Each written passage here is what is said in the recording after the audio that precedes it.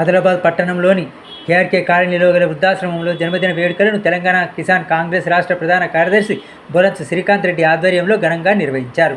వృద్ధులతో కలిసి cake cut చేసి నాయకులు రాహుల్ గాంధీకి జన్మదిన శుభాకాంక్షలు తెలిపారు.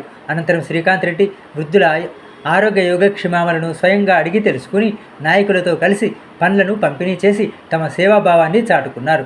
రాహుల్ గాంధీ సారథ్యంలో దేశంలో కాంగ్రెస్ పార్టీ అనూహ్యంగా పుంజుకుందని, రాహుల్జీ యువశక్తికి ప్రతీక అని, పేదలు అణగారిన వర్గాల వారి జీవితాల్లో బాగుపడేందుకు కృషి చేస్తున్నారని అన్నారు. ఆయన నిండు నూరేళ్లు ఆయురాగ్యాలతో ప్రజా జీవితంలో గడపాలని ఆకాంక్షించారు.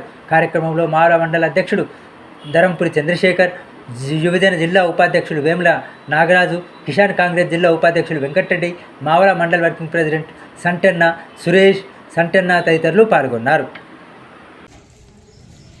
భారతదేశ ఐక్యత కొరకు ఆదర్శవంతమైన నాయకత్వంతో కాంగ్రెస్ పార్టీని ముందుకు నడిపిస్తున్న యువ నాయకులు, భావి భారత ప్రధాని రాహుల్ గాంధీ గారి జన్మదినం కేఆర్కే కాలనీలోని వృద్ధాశ్రమంలో అందరితో కలిసి జరుపుకోవడం జరిగింది. రాహుల్ గాంధీ గారికి ఆదిలాబాద్ జిల్లా కాంగ్రెస్ కమిటీ తరఫున మరియు రాష్ట్ర కిసాన్ కాంగ్రెస్ తరఫున జన్మదిన శుభాకాంక్షలు తెలియజేయడం జరుగుతున్నది.